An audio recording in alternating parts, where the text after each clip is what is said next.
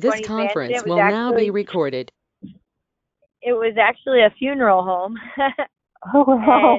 And so we really rehabbed and put a lot of love into that this summer. The grand opening will be to tour everyone through the new building and the property and the programs, but then we will be building an additional 6,000 square foot building next to it, probably in the next 6 to 9 months. So I have, my 2018 goals hanging on my bulletin board, and I look at them often. And though I do feel like we accomplished almost everything we set out to, certainly working on growing our graduate program couldn't really happen until we got the new building. So we're kind of going to push that one to now and then obviously through 2019.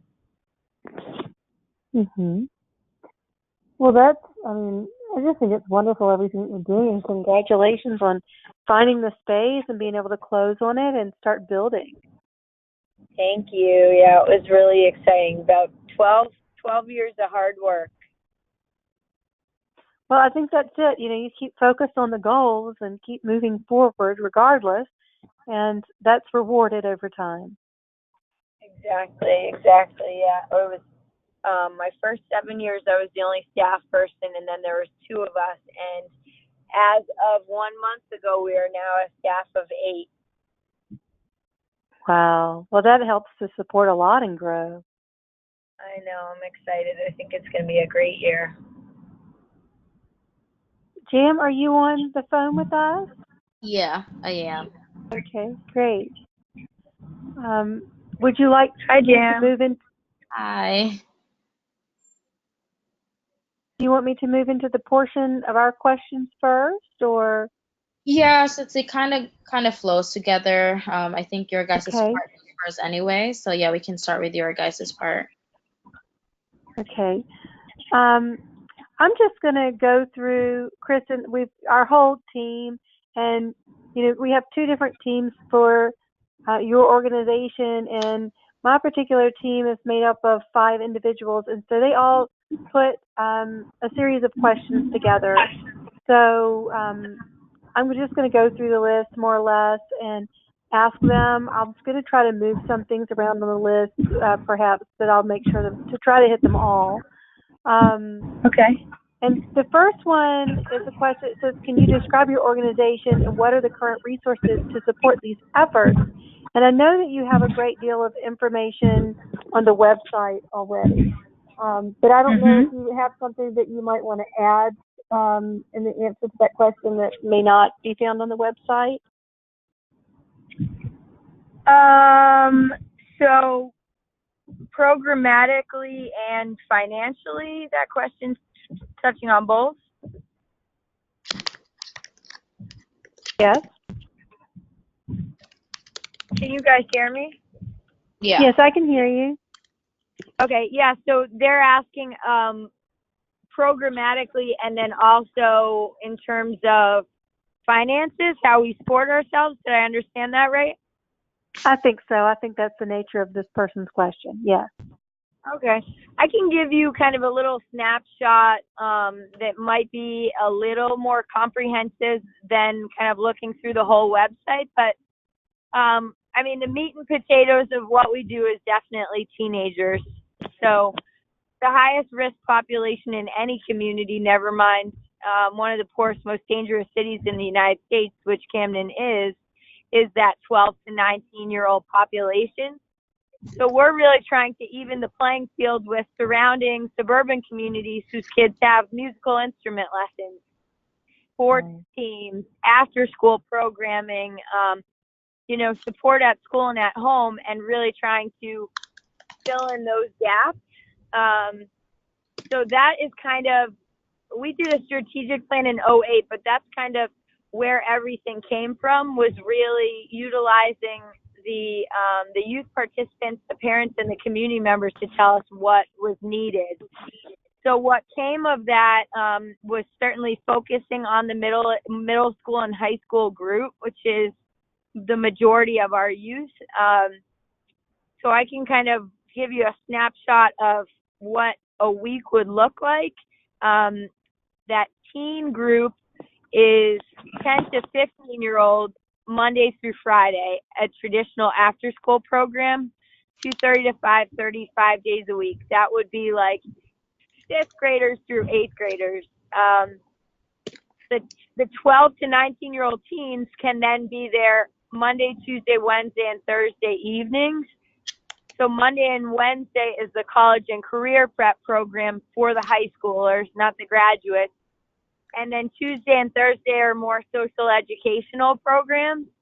So that would be like your sex ed, drug and alcohol, an Iron Chef cook-off, a haunted house, a girls' night, a documentary and a discussion. And then the little ones, our 7 to 11-year-olds, are now welcome to come on Monday evenings, and that's the younger siblings of the youth. So that's our 7 to 11-year-olds. Second Wednesday of every month is our LGBT program. We have a huge population of gay, bi, and trans youth that participate at Lucy. And then the third Wednesday of every month, and this is the group that I really want you guys' help with, are the graduates. So that's the 18 to 25-year-olds that grow up in the program and then are still coming back for services after they successfully complete the program. So to give you guys a sense, what happened in the earlier years is we didn't have staff resources, building space, college relationships, community partnerships, donors to provide them with what we've been able to provide the current youth with. So this group of graduates that are honestly probably my favorite group in my 12 years are maybe have lost financial aid, dropped out of school, maybe young parents, trying to go back to school, trying to work, trying to help their families, navigating often unhealthy relationships. For example, I have 14 moms right now in that group that are still dating and in relationships with the baby's fathers who are in fact selling drugs in the city. So you have kind of a little bit of everything with that group. I'm sorry, I'm getting an emergency call from work right now. Can I just put you guys on hold for a minute? Of course. Thank you. Sorry. Okay.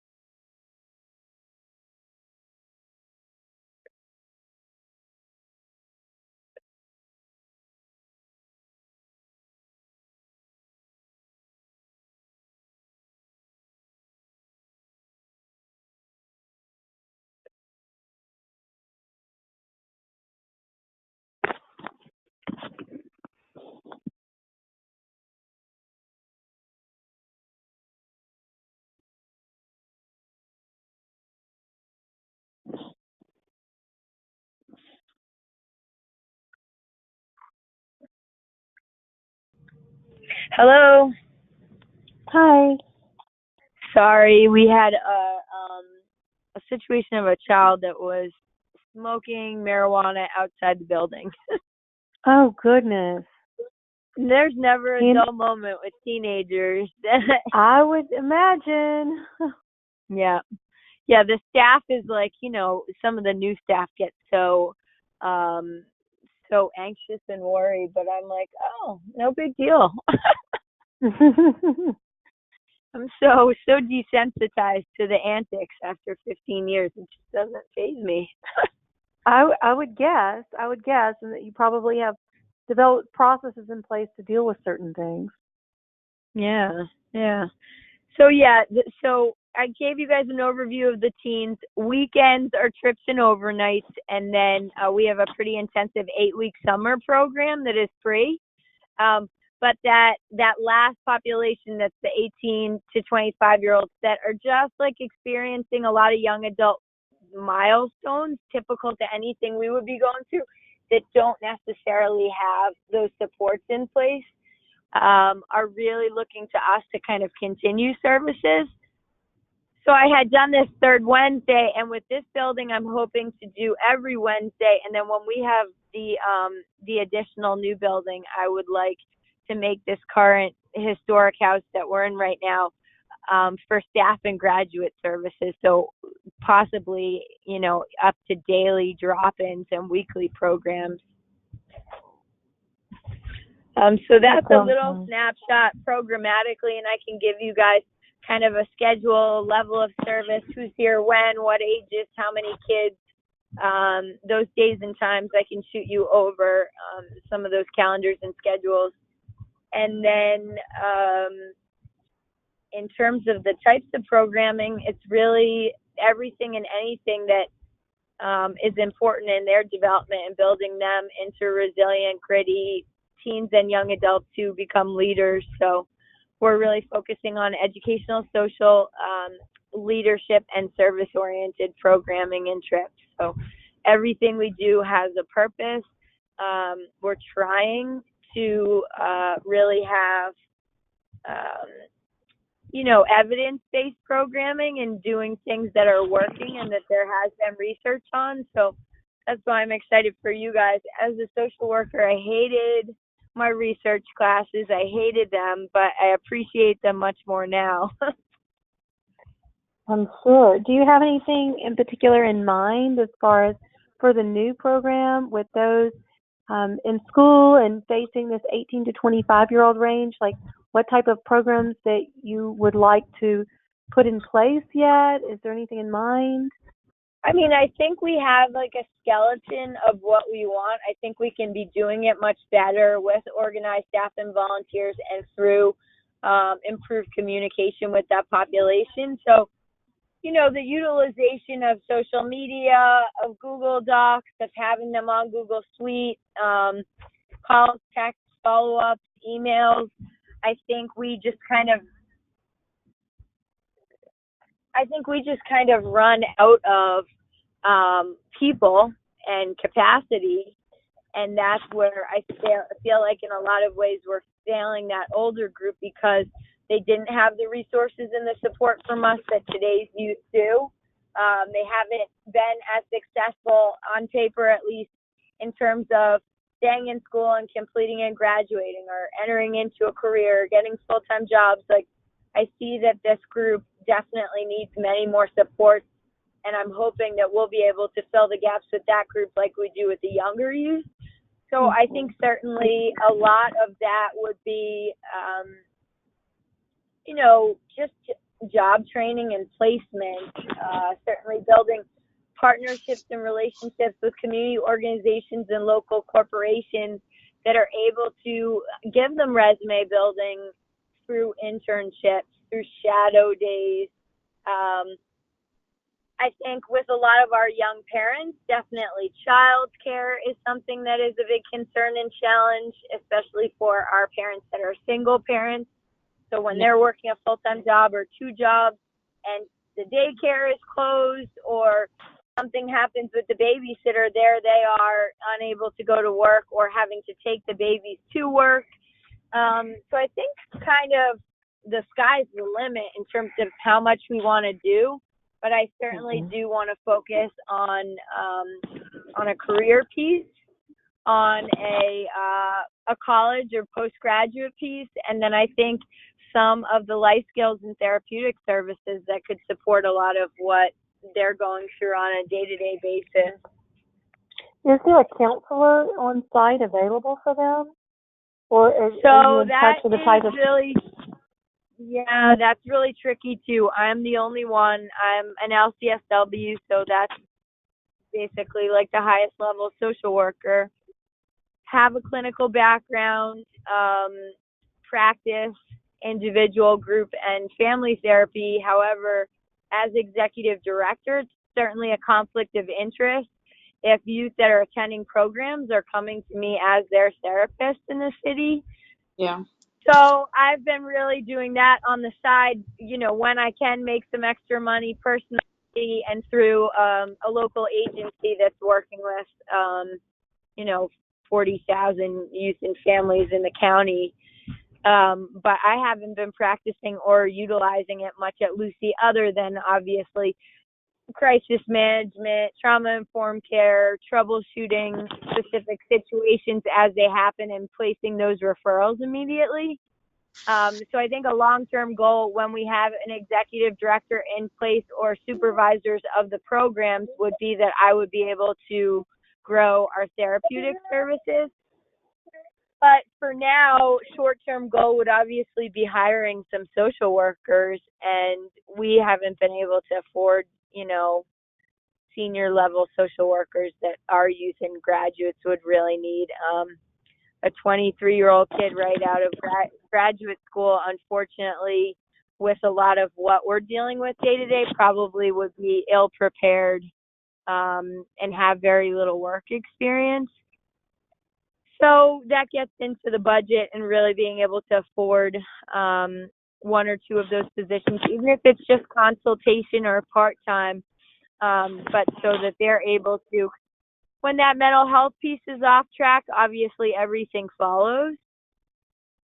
So that's definitely a primary support. I mean, a lot of our kids are witnessing shootings, having to identify family members and friends who have been killed in front of their homes, extensive domestic violence cases in the house, sexual abuse, addiction, gang and drug recruitment. So it's pretty heavy stuff to kind of throw an intern or an entry level program person into. So like tonight, which obviously was not a huge deal, I kind of am getting pulled to all of that stuff kind of all day, every day, by the parents, the school, the youth themselves. So it's not an ideal setup in terms of our org chart and who we still need, but we kind of have filled the positions that we've been able to afford for now. Kristin, have you put together any kind of long-term organizational chart with the financial need-based with each one, as far as just how you got your dream property that you put together. This is what our organization looks like, you know, in one, like 6 months, 1 year, 3 year, 5 year type of thing. Yeah, so we actually just did that with Denise, with you guys' professor last year. She flew in and we did a big one, and we have done that many times over the years and are following it fairly well. With the financial piece, the next step, which we just did 3 weeks ago, was hiring someone with development expertise. So an individual that's doing a lot of the grant writing and fundraising, because that too had fallen on me. Unfortunately, when you're a small organization, you're wearing many hats. So I was doing the fundraising and grant writing as well, and we did just end up having a donor that was able to sponsor a salary to hire a development person. So a lot of those wheels are starting to turn now. The priority has always been the youth and the programming, and the business side of things has certainly fallen to the wayside when we've been limited with resources. So that's where the board has been extremely helpful, and where we're starting to focus more time and energy now with the new building. We're just just a $500,000 budget right now. $500,000 for serving 500 kids is a pretty small budget. Yes. Well, have you been in touch with the? I mean, we're a little bit off track, but have you been in touch? I would imagine that you have, with some of the New York City crowd that may be willing to reach into their wallet and help, because there's so much money available over there, and there's a lot of people that really want to give to a good cause, and it's so close. Yeah, that's very interesting. Certainly throughout South Jersey into North Jersey, Philadelphia, and then I'm from Boston, so we have a lot of donors in Massachusetts and all over, but New York City, not really. And that's a really interesting point.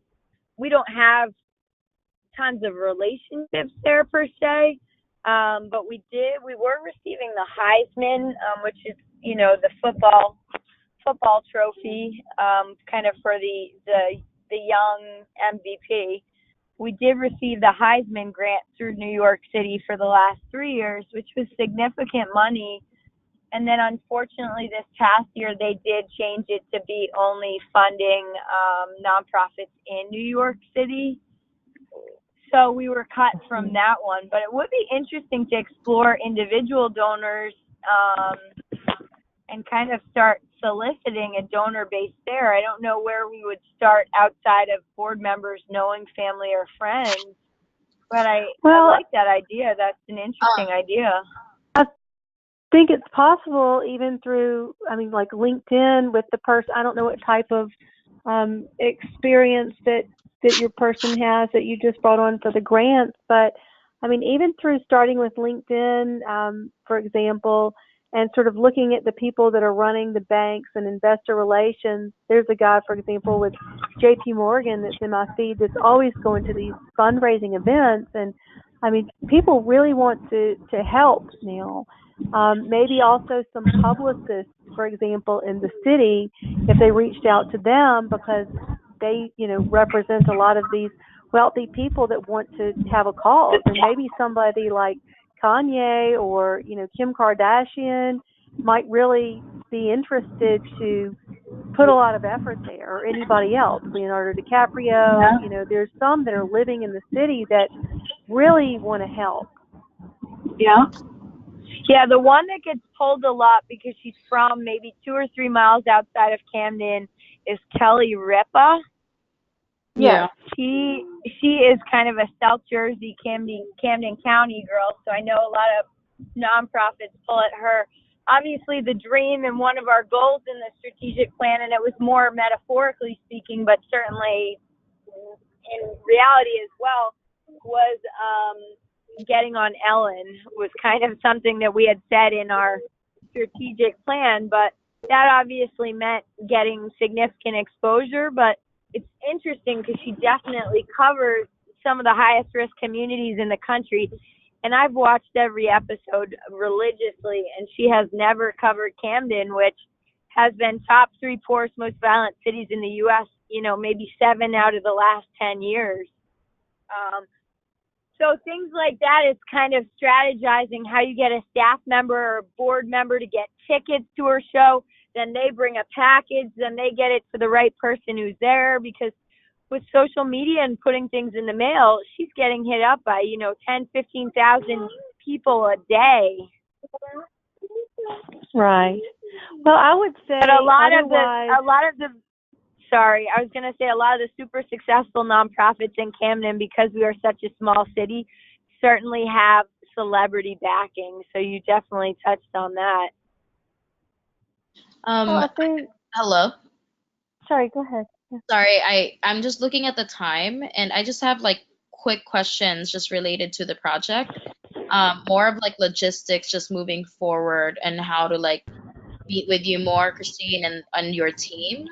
I know for our part, we have to do a survey to your graduate students, and that's that age range of your interest, and 12 and over, to see where they are now. The surveying would be for that 18 to 25-year-old group. So I'm gonna change that, because right now I see 12 and over, 18 to 25. Okay. Yeah, that is what your teacher had said when we had talked, that it was good to focus on that one program, which is the graduate services. Yeah. Okay, so when it comes to access, or have you guys done a survey before to just check in with your alumni and where they're at, or this is extremely new and this has never been done before? Yeah, we've done surveys. Putting like an intern or a staff person on, literally reaching out to everyone. We haven't had those resources, but I think we could do that well now. Yeah. But we haven't really sat down and focused. To give you a sense, just in tracking our graduates, so we're 301 high school graduates since '08. Right. And we are maybe in touch with like 200, 225, but we don't have everywhere they were accepted, their financial aid packages, where they're working, if they're married, where they're living. We have been filling out a spreadsheet to gather as much information for over a year. It has taken so much time and energy. Right. And so when it comes to access to the survey, is there any way that we will be able to have access to the questions you guys have asked them in the past? And just I can send you some samples, sure. Okay, yeah, because that will be great to just use as a reference of, maybe we can use some of the similar questions and add more information on either the questions or the responses. And then I believe for our team, we're going to be using Qualtrics, and we're going to make sure that we give you access to that questions as well before. And how do we go by, or how would you like the process of sending out the surveys to be? Do you want us to send it to you, or you guys to send it to them, or can we send it directly to your students, representing ourselves as a third party? I mean, I think you guys could do that, but I think it would be a lot of work. I think it would probably be quicker and easier to have each staff send it to, 50, 75 text messages, email, social media, and then hope for the best and see how many we get back. But I think it's just going to be more work for us to get you guys all their information than for us to send out a link. Okay, and then when it comes to timeline, because I think we have about 2 months with this project, or all October, November, and part of December. Yep. When would you like us to send you the survey? I mean, I would love to send it to you guys whenever you're done with it. So in the next week or two, and then you can kind of help crunch some of the data, right? Right. Yeah. So I think right now that would be our priority, is to hopefully get those survey questions from you that you guys have used in the past. And then hopefully by midweek next week, we can send you a draft or a sample of the survey questions that we've came up with for your approval. So with and I'm sorry, I don't know what you guys call her, but with Denise, with you guys as professor, Yeah. she had said that you guys were going to be kind of researching best practices and best questions that others were doing and pulling your own set of questions. Yeah, That, we've been doing that the last couple weeks, the moment we got like a green light for Lucy. So we've been doing our own research about similar programs and, that specific population. So can you guys send me the questions that you have or no? yeah, definitely. I think we should be able to give you a little bit more clearer ones probably by Monday next week. Okay. A little bit more concise questions, so it doesn't look Because too. I can send you samples, but it's gonna be what you guys already know or have, if not Right. less than you already have, but very Right. much like their updated contact information, how they want to be reached, Yeah. which social media platform they use the most, if they're Yeah. on our Lucy Remind text, and then those questions specific to college. How long did they go? What did they major in? What was their financial aid status? Did they get a job? Where are they working? Where Yeah. do they live? Do they have children? Like very, very generic. We hadn't done anything too crazy or fancy like we have started doing more with our youth programs, but with the graduates, it's been very simple and basic. So I can pass things along, but it wouldn't be anything that you guys wouldn't have seen or probably already put together. I just for background too, I work at UCLA and I actually handle almost a similar program that's sponsored by UCLA. Oh, cool. That's why I'm like very excited that it's this project, because I definitely like outreaches and projects like these, and working with you that actually like founded it from ground up is amazing. And Nice, that's awesome. so I mean, any resources or best practices that you guys are doing there, please pass Definitely. along. Yeah, definitely. So we're gonna make sure to send you the questions by Monday next week. Okay. I'll make sure we send that over to you. And then I'm just looking at all the questions I have. I think that's really the biggest part, is just to see like action items, like what your deadlines and when you expected things from us, just to make sure that we can get this out sooner. I think some interesting data to gather too, that we certainly do with our intakes with the youth, but didn't when the grads were used. Are obviously how they're identifying it with their sexual orientation. Yeah. Surely race and ethnicity, language spoken at home. Yeah. We even for the program that I run in our applications for that program, we even ask them their formative years, like from 0 to 5 years old, what type of community have they lived in, and like different branches, same as I love that income and their parents' jobs during those specific time of their lives. So they're like more broken down into phases, and it looks like it goes hand in hand with the phases, the groups that you guys have with your 10 to 15, 12 to 19, like that. So I think too, in some of the surveys we've done with them, we've asked them what they need from us, what they want, how they want the program to look. And I think that's fine, but I think if we had a sense of what others are doing well, how they're presenting it, I think like suggested options can kind of help spark an interest or a need. So if we said like resources with used laptops, they'd probably be like, absolutely, I'm the only one on my campus that doesn't have my own computer.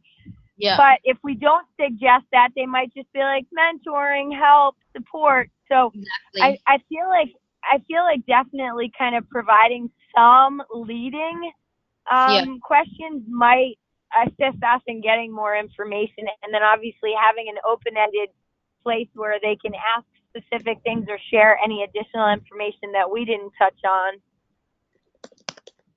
Yeah. Okay. Claire, do you have any other questions? For me, I think those are like really my favorite ones when it comes to the actual survey, just because I do want to get it done sooner or later for you to have enough time to gather data. But I think that's it for our team. But Claire, do you have any more questions? I mean, I have a few, but I can also email them, Kristen, if that's helpful. I mean, just, a couple different things like tax credits, what kind of, for the students, if they have any benefit from that or not, the different schools that the organization is aligned with for the program, and the proportion of scholarships, which I saw some of that is on your website as well. Another Yeah, one was like, if it's more technical questions like that, I can send you probably better responses if I write things out than if I'm talking on the call. I don't mind sending that over. Yeah. okay. And then you could do that, in your own convenience. It might be helpful. But And yeah, I mean, they're pretty much questions like that we have left. But we drafted also for the survey certain things as far as suggestions for follow up and questions as to why maybe they weren't continuing with the program and that type of thing. But any additional information that you may have for that, as well as whatever your loose skeleton was, if you could email that over to us as far as what type of program that you were thinking of, we can implement that into the survey, and maybe we can get a gauge on their responses to that. Yeah. And we've had this program in place in some capacity probably 6 or 7 years. But it has been me just taking one night off a month to get speakers, presenters, plan activities. Honestly, the graduates like to kind of reunite and come together and catch up with each other. Like, it has been social educational, but I don't think enough. I don't think 3 or 4 hours once a month is enough. So I think ultimately we want to put together a plan and a program where we could bring on a part-time or a full-time person to do that. And that could be as simple as them sending care packages to the freshmen at college, to following up with the juniors to make sure they have jobs and internships before they're back, to connecting those that have lost a job with another job and then getting them training. I could see it growing into something pretty intense and pretty hands-on compared to what it is now. yeah. Okay. Okay.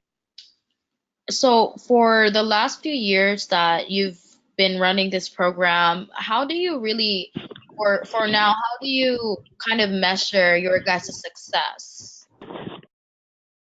That's not a program where we're receiving funding or necessarily tracking outcomes the same way. Certainly, we're always tracking with our high school, college, and career prep, where they've applied, where they've been accepted, where they committed to their financial aid packages.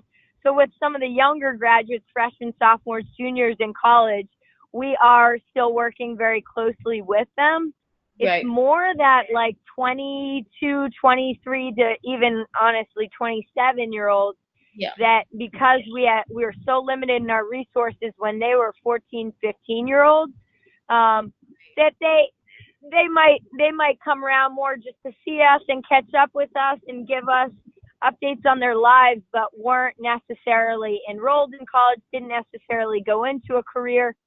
Maybe had gotten recruited for the military, started a family much younger. So I feel like there's a lot of potential with that first group that we really missed and dropped the ball on, to provide support services now to young adults. Right. Okay. Thank you.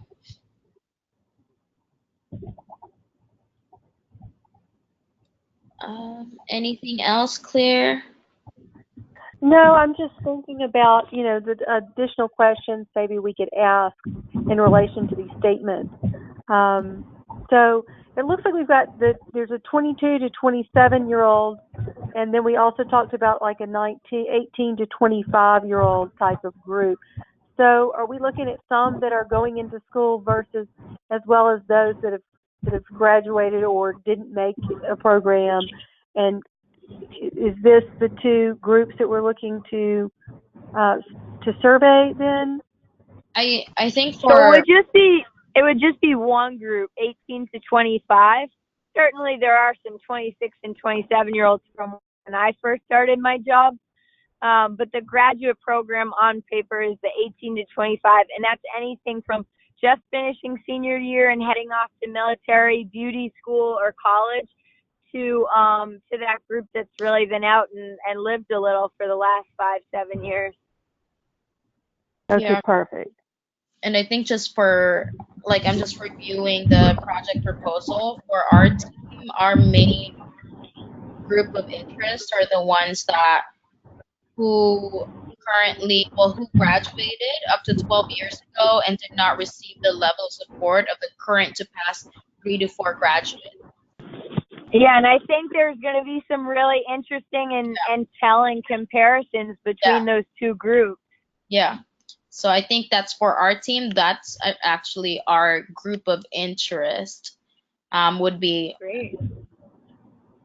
those. Well, and I would think with some of those, I mean, with the success of online programs, it could be interesting to see if any of them, now that they've spent time out, if they had a way to get further education and funding for that, is that something that they would even be interested in doing? Yeah, so that would be great if that was the last section of the survey, is kind of next steps going forward. Like, we haven't provided the level of support that we've wanted to, and now we're in a position where we might be able to very soon. What do you need? What do you want? What do you have questions about? What are projects that you're working on? Like, really feeling out and then making decisions, and that you guys might be a part of that too. Kind of, what are the next steps of creating what's going to be most beneficial to most grads? Yeah.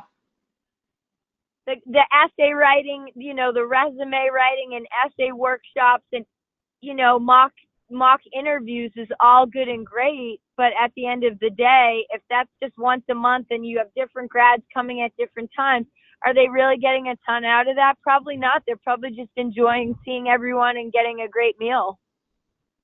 Exactly. Right, and it might be interesting to find if it's, if that could be delivered in a different format that they could refer to, if that's something that they would even use or not.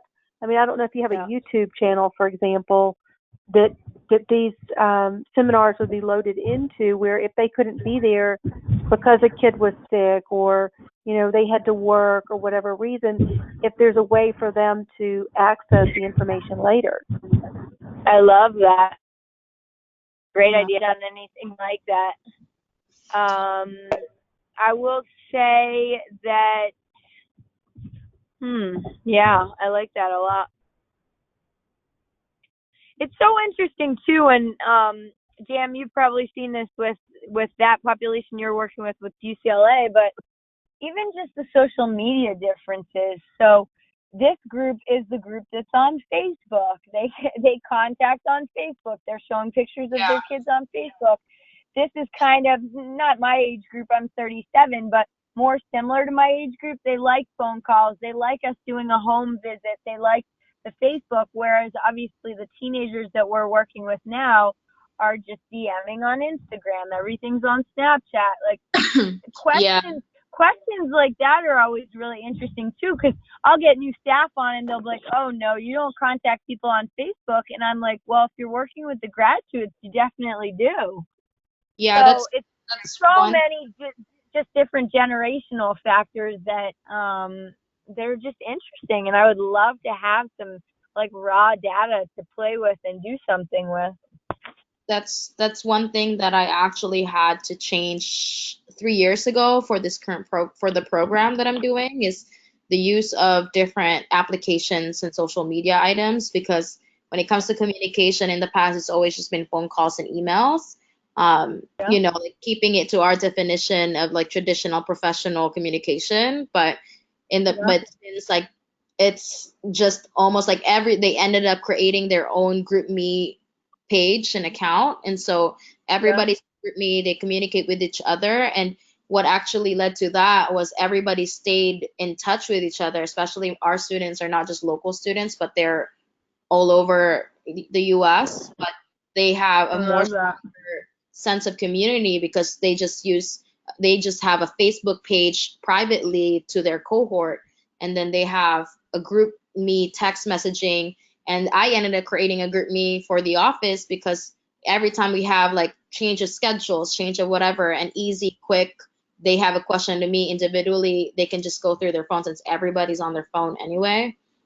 So I So love that. yeah, Starting something like that would be huge. I always thought of kind of some sort of online platform where, and we do things like this with our LGBT youth that aren't always necessarily openly gay or out, yeah, but just a place where they can send questions, where the exactly. mentors and volunteers can send responses, where they can partner up with people, like just kind of having some sort of Yeah, resource through social media or through the website or Google Forms, whatever it might be, yeah, where it's like if someone's in legal trouble and they're going to court tomorrow, they can send a message or they can reach out and they get a response, versus what is happening now with, almost 1,000 youth and yeah, grads, is everybody is still just reaching out to me, which yeah, is awesome.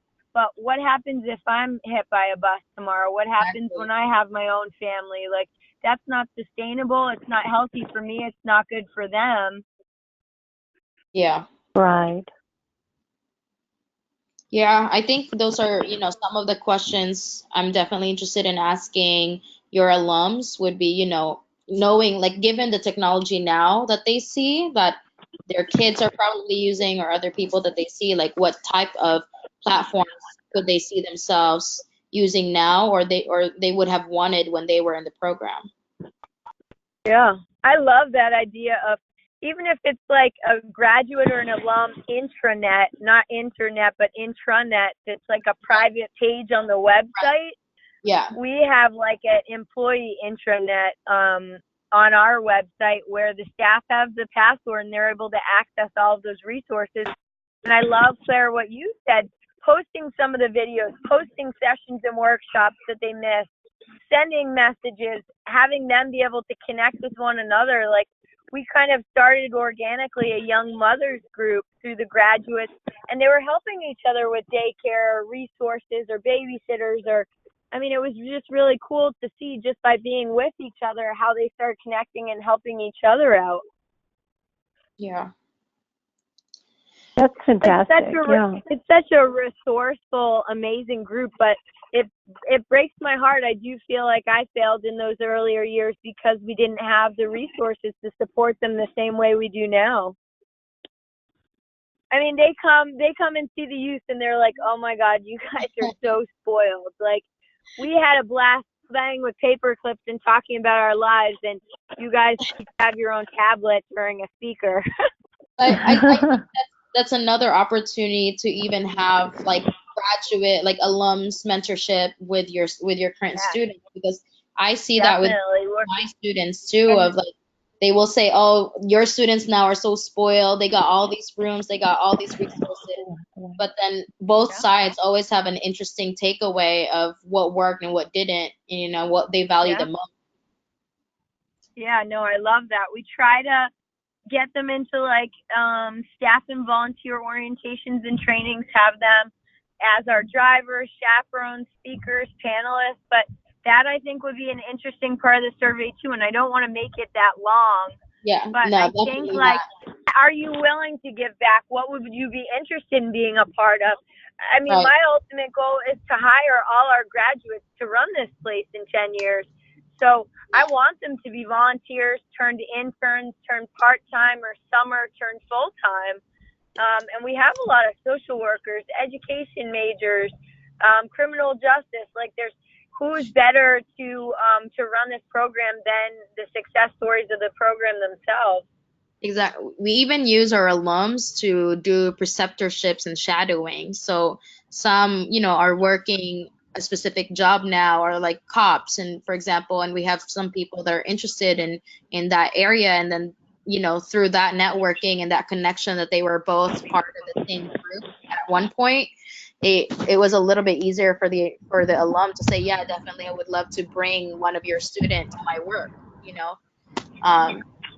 But and we also link students as mentors to as a peer mentor to their alum and all that stuff. But yeah, that would be great to ask what they're willing to do, either now or in the future as an alum. Yeah, I love it. This will be awesome. Yeah. Okay, I know we're almost at an hour, and I don't want to like keep you hostage in your phone because No, everybody's you're for fine. you. You're fine.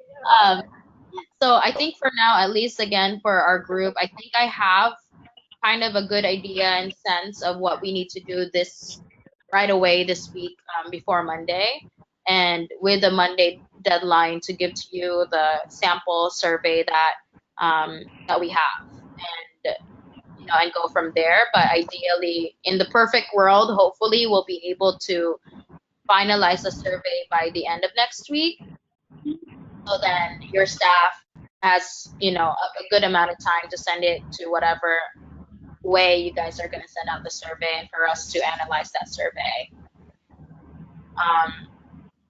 So I think that's it from me. I'm not sure if Claire has anything else that. I think that I'm good for now. I think that was a lot of great information. I also, there may be a PR person in New York City that I can put you in touch with. Awesome. So I will reach out to him this evening and see if there's something that can be done. And I think I've got your email address in the link. I'm not sure. I know that Jim put everybody in copy. Jim, is there an email that we're all on by chance? No, but I can do the email with the attachment of the recording of this video with everybody and with a summary of who's in team 1 versus team 2. So then Kristin would have a better idea of who's talking to her. Okay, because I'm just thinking I would like to be able to have Kristin your contact information to be able to, to give to the PR fella to put the two of you in contact. Awesome. Yeah. So my email is just first initial last name. So K as in Kristin, and then P as in Peter, RINN, Nancy, K Prin, and then it's just at lucyoutreach.org. And I can give you guys my cell phone. That's another thing, Jam and Claire, too, that I'm happy with. If someone needs like a quick response, they are welcome to shoot me a text. Okay. I'm usually pretty good within 24 hours with email, but I can average like 100 emails a day. So if someone just has like a quick question, or what do you think of this question, or what would you change, they're welcome to email me directly. My cell phone is 617-780-8805, but I'm already on text all day because of the kids, so that's fine with me. Okay. I got that. Perfect. Thank you. Thank you, guys. I'm excited. I really look forward to the work that you're able to help with. I think any resources like this have a big impact, so I appreciate your time. Well, we're excited to be on this project with you and are looking forward to working with you. I know. You're welcome to fly out for the open house. And is your guys' open house? Yeah, we just bought, I don't know if you were on the call yet at the beginning. Claire and I were talking. We just bought our dream building on like an acre. So it's a 1920s historic mansion, 4,500 square feet, a former funeral home. We're not telling the kids that. And then we're building an additional 6,000 square feet next to it. So we'll be like 10,500 square feet with a huge yard, 2 parking lots, and directly across the street from the main high school. Yeah. When is your guys' open house? It's October 18th. Oh. I'll be out of the country, but I hope you guys have a great open house. I know it'll be amazing. And I think data like this in the future would be great at events like that. Even when we put together our impact document or report cards moving forward, donors want to see like how many grads from the class of da-da-da-da-da are doing this, and what are these numbers, and how much, like one thing that keeps coming up that would be an interesting question is debt. A lot of scholarship funds and donors want to know how much debt our college students are in, and some are interested in helping them pay that off while they're in school. Yeah. Yeah. I can see that. I know it's all over the place. I can't wait to see how you guys put this together. It'll come together. I love it. Okay, so I think that's it, and then I'll send you a text just so you'll have my information too, and then well I'll send this recording out to both teams just so everybody Okay. can catch up, and we'll just text or email you if we have any questions from now until Monday, at least for my team. Great. You'll hear And back please, from please pass along any of those UCLA resources. I would love to look No, at some of the definitely. stuff you guys are doing. Yeah, I definitely need to call you in a different side to talk Yeah. more about what we're doing because it's almost a similar because our population are disadvantaged students and in college, but specifically that has an interest in medical school since I work for the School of Medicine. Oh, so that's one of our closest relationships and our best volunteers and mentors is the Cooper Medical School in Camden. There you go. There's a lot, and so I can't wait to share that too because there's so many things that your students would be able to do with that medical school, and I'm pretty sure they're going to be very excited and open to work with you guys as well. Awesome. But Yeah, the med students have been doing some research, and they've been, looking at ACEs and resiliency, and it's been very cool having them and having access to them. yeah. Okay. So I'll end the recording now, and then I'll just contact you back Monday for our survey. Awesome. Thanks, Jam. Thanks, Claire.